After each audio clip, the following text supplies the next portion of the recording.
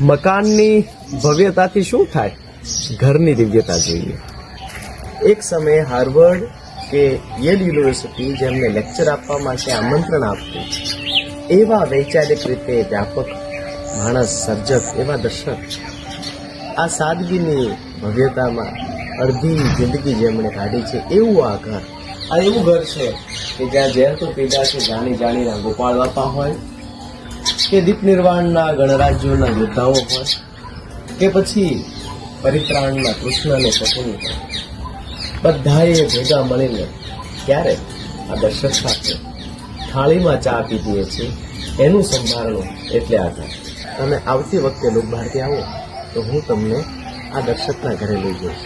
આપણે સાથે મળીને દર્શકનું એ સ્મરણ વાગોળીશું.